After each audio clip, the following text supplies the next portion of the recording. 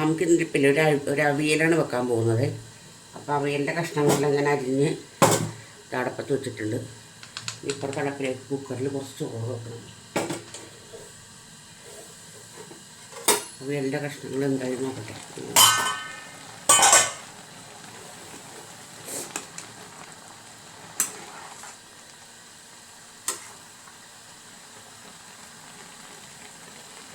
ചേനയുണ്ട്, ചേനയാണ് കൂടെ ഉള്ളത്. വേവാൻ ഇച്ചിരി ബുദ്ധിമുട്ടാണ്.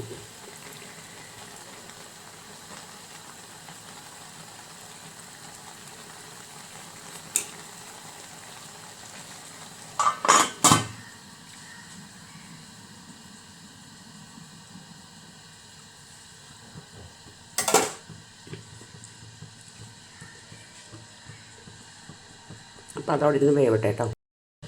അപ്പോൾ ഇങ്ങനെ അവിയലിനുള്ളതെല്ലാം അരച്ചെടുത്തിട്ടുണ്ട്. അരച്ചെല്ലാം ഒതുക്കി പച്ചമുളക്, ചുമന്നുള്ളി, വെളുത്തുള്ളി, ഓരത്തുള്ള വേപ്പില, നല്ല ജീരകം, തേങ്ങ, അത്ര സാധനം വെച്ച് ഒതുക്കി എടുത്ത് വെച്ചിട്ടുണ്ട്. വെന്ത് കഴിയുമ്പോൾ നമുക്ക് അതിനകത്തേക്ക് ഇടാം. ദോശയ്ക്കുള്ള സാമ്പാർ ചൂടാക്കാൻ വെക്കാം കേട്ടോ. അതോടൊപ്പം തൂക്കി വെച്ചിട്ടുണ്ട്. ഇത്തിരി വെള്ളവും കൊണ്ട് വെച്ചിട്ടുണ്ട്.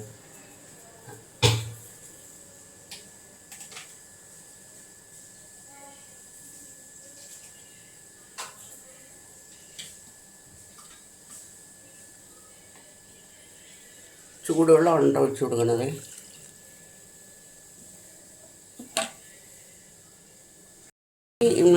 എനിക്ക് പറയാനുള്ളത് ഗൗരവകരമായ കാര്യമാണ്. അതായത് ഞാൻ പറഞ്ഞിട്ടില്ല എനിക്ക് സബ് കുറവാണെന്നുള്ളത്. അപ്പോൾ എല്ലാവരും വീഡിയോ കണ്ട് ഇഷ്ടപ്പെടുകയാണെന്നുണ്ടെങ്കിൽ ലൈക്ക് ചെയ്യുക, കമൻറ്റ് ചെയ്യുക, സബ് ചെയ്യുക. മക്കളെ, നിങ്ങൾ ലൈക്കും കമൻറ്റും ചെയ്യാതെ സബ് ചെയ്യരുത്, സ്പാമായി പോകും കേട്ടോ. ഇവർ നിങ്ങൾക്കും ഗുണമില്ല, എനിക്കും ഗുണമില്ലാണ്ടായി പോകും. അതുകൊണ്ടാണ് ഈ പറയണത് എപ്പോഴും. അപ്പോൾ അങ്ങനെ ചെയ്യണേ കേട്ടോ. അപ്പോൾ ഇനി നമുക്ക് നാളെ കാണാം കേട്ടോ. എൻ്റെ പണിയെല്ലാം കഴിഞ്ഞ് ഇനിയിപ്പോൾ അടുക്കളയൊക്കെ തൂത്ത് തുടച്ച് വൃത്തിയാക്കി പോകണം. അത്രേ ഉള്ളൂ. ദോശ ചുട്ട് തുടങ്ങാം കേട്ടോ.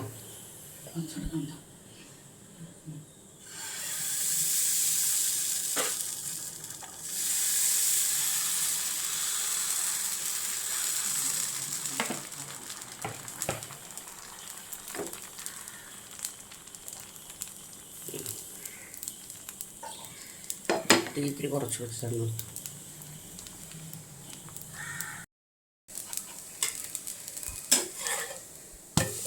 ലാസ്റ്റ് ദോശയാണ് ചുടുന്നത്. ഇതും കൂടി കഴിഞ്ഞാൽ ദോശ ചുട്ട് തീർന്നു. 5 ദോശയുണ്ട്. ഇത് മതി. പിന്നെ നമുക്ക് അടപ്പൊന്ന് മാറ്റാൻ അറിയാമോ? നമ്മളുടെ ഈ അവിയലിന് ആ പാത്രം പോരാ, നമുക്ക് മാറ്റി കൊടുക്കാം. ഇതൊന്ന് ചട്ടി ചൂടാവട്ടെ.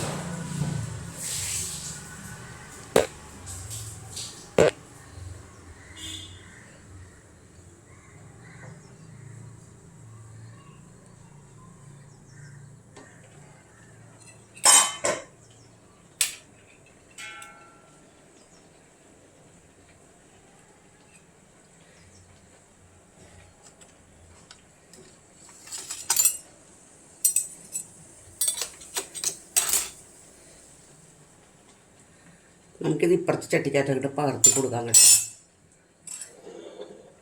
എന്നാൽ ചട്ടിക്കകത്ത് എല്ലാം കൂടിയിട്ട് നമുക്ക് ശരിയാക്കാൻ പറ്റില്ല.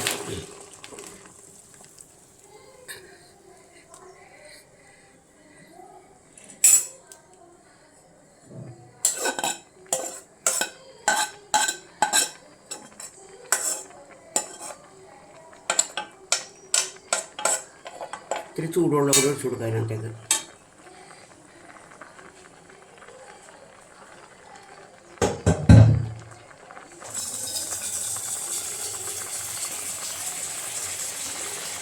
കുറച്ച് ചൂടുവെള്ളം കൂടി ഒഴിച്ചു കൊടുക്കുന്നുണ്ട്.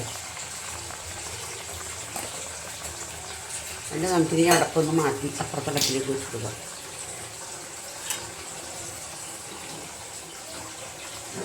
ഈ അടപ്പിലേക്ക് വെച്ച് കൊടുക്കാം. അവിടെ ഇരുന്ന് വേവട്ടെ. അപ്പോൾ ഇപ്പുറത്തെ അടപ്പിൻ്റെ പണിയെല്ലാം കഴിഞ്ഞ് ഇനി അതൊന്ന് വേവട്ടെ കേട്ടോ. അവിടെ ഇരുന്ന് അവിയലിൻ്റെ അരപ്പിട്ട് കൊടുക്കാം കേട്ടോ. അപ്പോൾ ഇതാ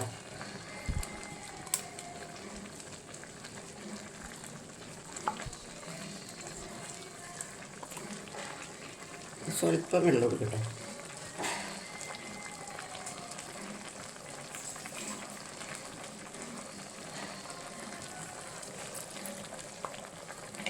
അതിന് നമുക്ക് എന്ത് ചെയ്യണമെന്ന് അറിയാമോ? ഈ കഷ്ണങ്ങൾ എടുത്തിട്ട് ഈ തേങ്ങ അരപ്പൊന്നിങ്ങനെ പതുക്കെ മൂടിക്കൊടുക്കാം. അതൊന്ന് വേവട്ടെ.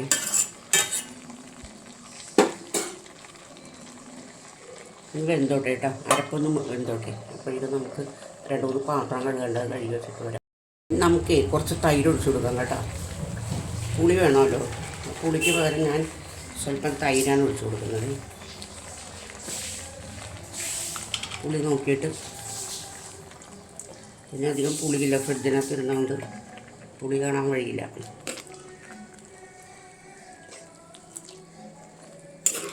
അവിയലിൻ്റെ കഷ്ണങ്ങളൊന്നും ഇല്ല കേട്ടോ. കുറച്ച് ചേനയും പച്ചക്കായും ക്യാരറ്റും ഒക്കെ ഉള്ളൂ, വേറെ ഒന്നുമില്ല കഷ്ണങ്ങൾ. അത് അവിടെ ചീത്തയായി പോകണ്ടല്ലോ എന്ന് വെച്ചിട്ട് അതും കിടത്തുകയാണ്.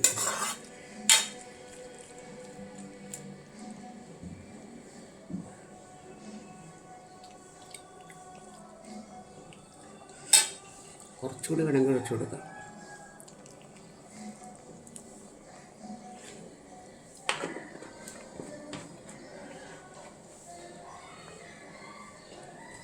നമുക്ക് കുറച്ച് കറിവേപ്പിലയും പച്ചവെളിച്ചെണ്ണയും ഒഴിച്ചിട്ട് ഇറക്കാം.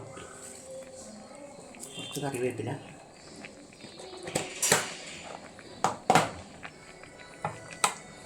കുറച്ച് വെളിച്ചെണ്ണ തന്നെ ഒഴിക്കണം കേട്ടോ ഇങ്ങനത്തെ കറികൾക്കൊക്കെ, അപ്പോഴേ ടേസ്റ്റ് വരുള്ളൂ. നമ്മൾ നാടൻ കറികൾ, ഞാൻ ഇനിയിപ്പോൾ ഒരു മാങ്ങ, അതായത് ഇവിടെയൊക്കെ നമ്മൾ കടുമാങ്ങ എന്ന് പറയും, അച്ചാറല്ല കേട്ടോ, അതും കൂടെ വെക്കണം. ഇനിയിപ്പോൾ കുറച്ച് ചാറുണ്ടാവുന്നു, വറ്റിക്കോട്ടെ. ഇപ്പോൾ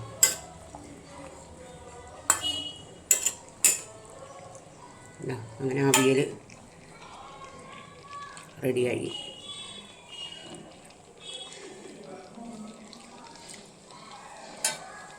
ഉപ്പ് വേണം കുറച്ചുകൂടെ.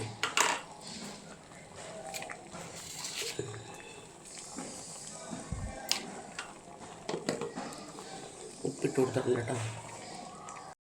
നമുക്ക് കടുമാങ്ങ കറി വെക്കാം കേട്ടോ. അപ്പോൾ ചീനച്ചട്ടി ഇടപ്പത്ത് വെച്ചിട്ടുണ്ട്, വെളിച്ചെണ്ണ ഒഴിച്ച് കൊടുത്തിട്ടുണ്ട് കേട്ടോ. ഇതിനൊക്കെ വെളിച്ചെണ്ണ തന്നെ ഒഴിക്കണേ. വെളിച്ചെണ്ണ അത് പോരാ, കുറച്ചുകൂടെ വേണം. നമുക്ക് കടുകും ഉലുവയും പൊട്ടിക്കണം.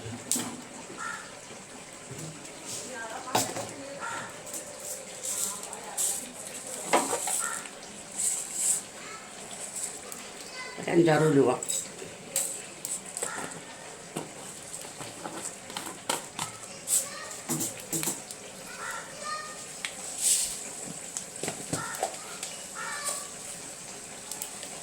അതുപോലെ തന്നെ സ്വല്പം കടുക്.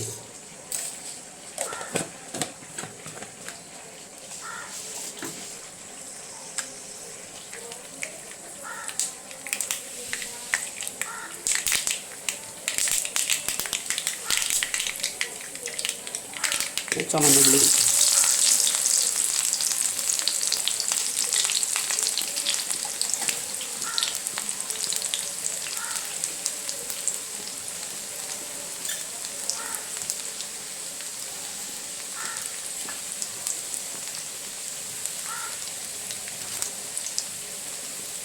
ചുമന്നുള്ളി ഒന്ന് മൂക്കട്ടെ കേട്ടോ.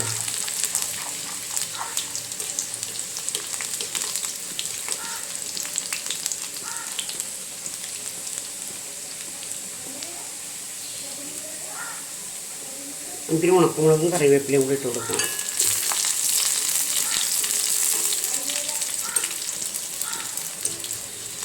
നമുക്ക് കോരി എടുക്കാം കേട്ടോ. എന്താണെന്നറിയാമോ, അവസാനം കറിക്ക് താളിക്കണ്ടേ, അപ്പോൾ ഇത് എളുപ്പത്തിൽ തീർക്കാനും ഞാൻ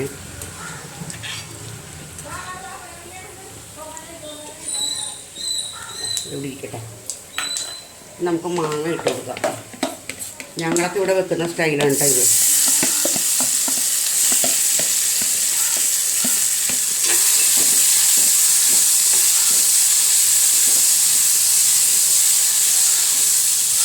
മാങ്ങ വേവട്ടെ നന്നായിട്ട്. വെള്ളം ഒഴിച്ച് കൊടുക്കില്ല. പക്ഷെ ഞാൻ അതിനകത്ത് ഇത്തിരി വെള്ളം ഒഴിച്ചിട്ട് മാങ്ങക്ക് ഭയങ്കര വേവാണ്.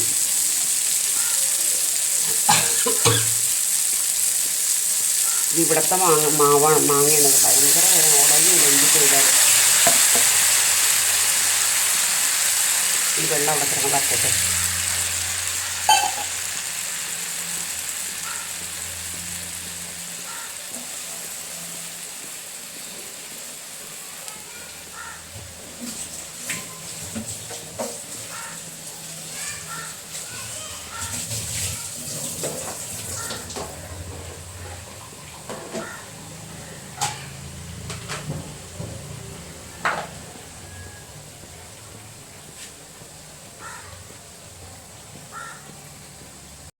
മാങ്ങ നന്നായിട്ട് വറ്റിയിട്ട് ഞാൻ അരപ്പൊഴിച്ച് കൊടുക്കാൻ പോകണേ.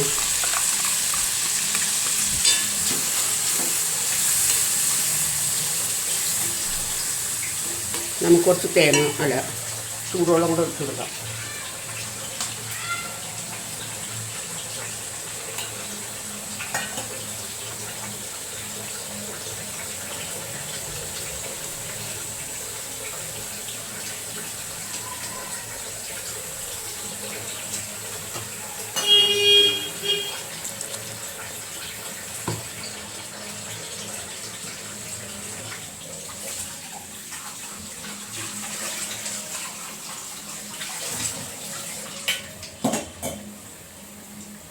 ഉപ്പ് നോക്കട്ടെ കേട്ടോ ഇതിൻ്റെ.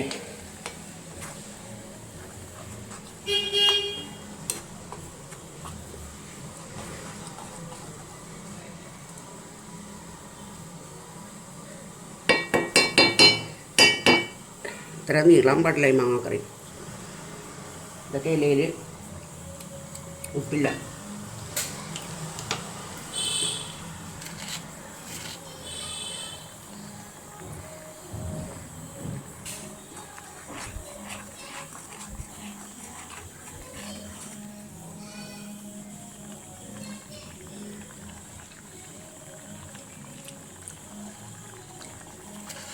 മാങ്ങക്ക് ഭയങ്കര പുളി.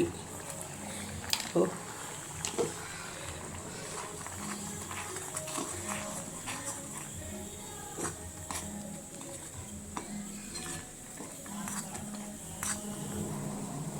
ഇതിനകത്ത് അരച്ചിരിക്കുന്ന സാധനങ്ങൾ ഞാൻ പറഞ്ഞില്ലായിരുന്നു.